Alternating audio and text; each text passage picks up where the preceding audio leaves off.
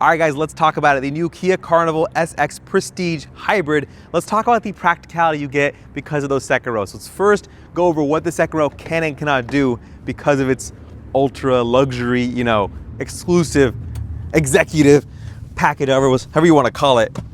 So there are some, ranges of motion that you get, right? Starting with the forward and back, obviously, and then the side to side. Now this is there so you can get access to the third row. We'll show you that in a little bit. But if I bring it in, I can push them really far back, like all the way back here. And then one press button on my side, I can just hold this and it goes into the relaxation position. So that's just a kind of general recline and it will stop when everything's really right, like in the max position. On top of that, there's a toggle here I can use once I find it to bring the leg rest out. So it's a separate function, reclines me back a little bit more, and then it brings out the leg rest and also extend it out further. It's nice that the max recline position gives you loads of room to fully stretch out, which is nice. I'm 5'8". I mean, maybe if you're taller, you'd have to push that seat forward, but that's expected. And you can actually do that. So one hold brings everything back to its original position, even brings it up. That's nice. One press, you're done. And speaking of moving the seat forward, there are actually buttons here. So I can actually reach in and move the seat forward if I wanted to. So you have that versatility, which is cool. Now, I do want to show you the third row, but the way to do that is I have to bring the seat all the way forward and all the way out here. And what's interesting is they actually have a stopper here. So if I can't go any further back than this where I hit, and that's to prevent you from not clearing the third row when you're in the outside position, kind of a more outboard-ish, if that makes sense. So this is the normal position. Inside is where you can recline and really get the relaxation stuff. Let's hop into the trunk and talk about the practicality. So like you'd expect, there's a power tailgate. It's large, opens up pretty quickly, honestly. And this is the situation with the third row. We've seen this on other minivans, nothing new. It's nice that it's assisted. You can hear hydraulic struts helping you to lighten up the weight of it. Easily do it with one hand. You just pull like that, and then you pull like that. And it's got these little Velcro, straps you can place them so they're not dangling around. Tons of space with the seats up. And you also get cubbies here, but on the right-hand side, you get a 12-volt as well as a power outlet, which is rated to 100 watts, 115 volts. So 100 is actually kind of surprising. I know like Toyotas do up to like 2,000, 2,500. Even this being a hybrid, I'd expect a little more. And to bring them down, you just pull that same handle, really lightweight. It just automatically starts folding and you can just kind of push it in. I just like how effortlessly it goes down and it's one hand. So if your hands are full or you only have one hand, you can do both at the same time if you're really feeling like, putting in some muscle. But that's how much space you get. There is a floor mat you could put up here to kind of make it all nice and flat. And there's these panels here, which are magnetically latching, which is nice. And you get that extension to, not have a lip, which is cool. So the floor mat we don't have, I actually took it out so I can easily bring these up and down to show you guys. But let me show you the second row real quick with the seats up. So pull these up here and show you what that's like. All right, like I said, guys, once you actually have this thing, in the regular position, this is kind of that walkway I was talking about. So left and right, you kind of double this as far as that range of motion. When they're close together, they're really just right next to each other. So you have to open this up to get a walkway because these seats don't like easily fold forward because they're power reclining. So that's the only quick access you have. And it's mainly for kids. An adult can easily pass through here if they want to, but it's not the same as bringing the seat forward and getting a nice big walkway straight from the entrance. Now let me quickly get into the back. I actually have to recline the seat forward to get you a good kind of view back there, but we'll do that. Just bear with us. Cool. All right. So back here, what are we working with? These seats, they're actually really nice and plush. They're not heated.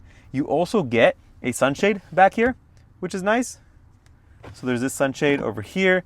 You get USB-C ports, cup holders, a nice little cubby here, and these seats recline a little bit. So you just kind of pull and they recline. So that's nice quick adjustments that the people back here can do on their own, depending on the space, obviously, that's available. And then there's these tabs here. You can kind of see them. That's to actually push the seats in and out. So if the seats are in their in position, I can easily from the back bring them out. That's their quick way of getting out from the back. Let's talk about the luxury amenities in the second row. You do get two armrests, one on each side, which is really nice. These seats are heated and ventilated, which is cool. You also get a sunroof that opens up if you want. So I can actually do that. Oh, the car's off. But the sunroof opens up all the way. So the kids in the back get the same type of experience as the parents up front, which is really nice. I haven't seen that in many other vehicles, unless they're just fixed glass roofs. So I do want to point that out. And this has 2 large touchscreens, really nice interface, and this suede wrap remote, which is actually really nice, and it's got quick hot buttons for YouTube and Netflix. You can also hook up a console here if it, I don't know what PlayStations or Xboxes run it these days. 100 watts is the max. Actually, I don't know if you can power a PlayStation, but that is if you do want to power maybe a Nintendo Switch, you could do that because you get some HDMI ports and USB-C ports that connect into the screen, which is cool. You also get a nice cubby for your phone here in between the cup holders, which is nice, and then your USB-C ports in the backrest. One other thing I do want to point out is the fact that they installed soundproof glass on these windows. It's part of the nicer options, of course, on this Prestige. I'll show you a quick sound test of me kind of having a microphone inside and then some loud sounds on the outside, so you can test that out.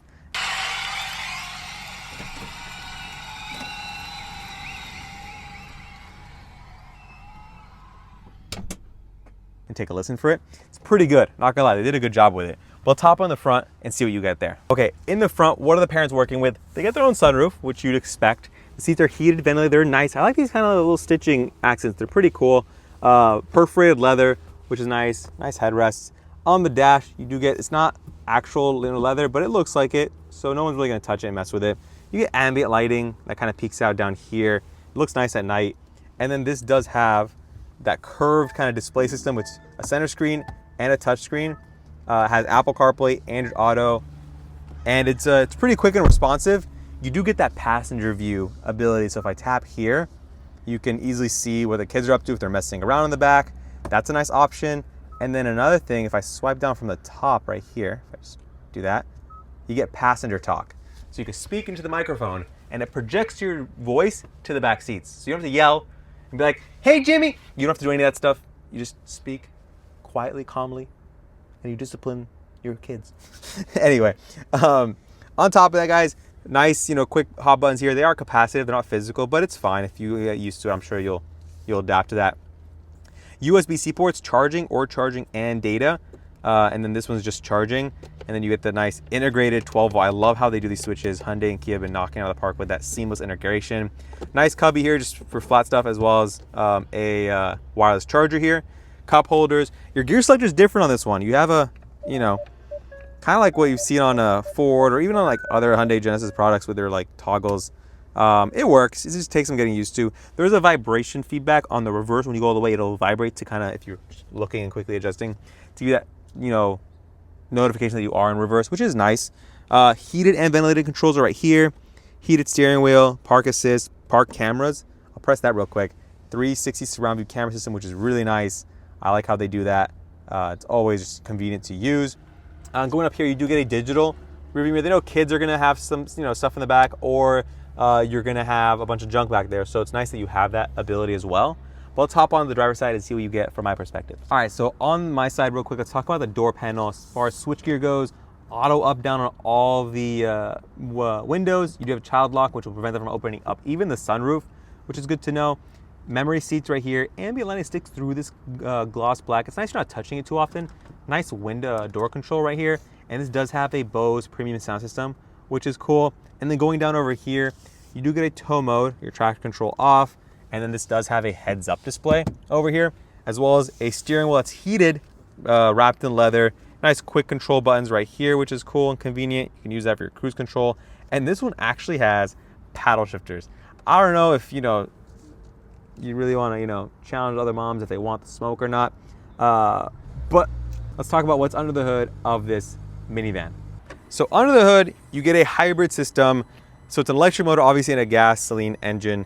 And this one is rated to 242 horsepower. It's not a lot, honestly, given the size and how much weight you're gonna be putting in this. But the MPG is what's impressive about it. 34 MPG up to, that's in the city. It's 33 in the highway, I believe, or 33 combined.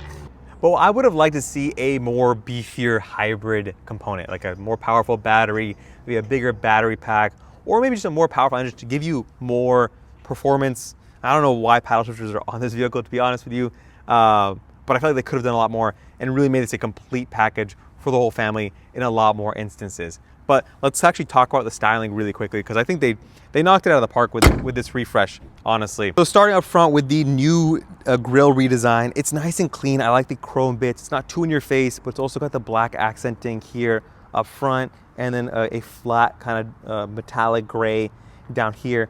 This does have amber LED lights. They're not on right now, but Kia knocks it out of the park. They were one of the first people to include amber in the DRLs, as we saw on like the Telluride, which is a nice touch.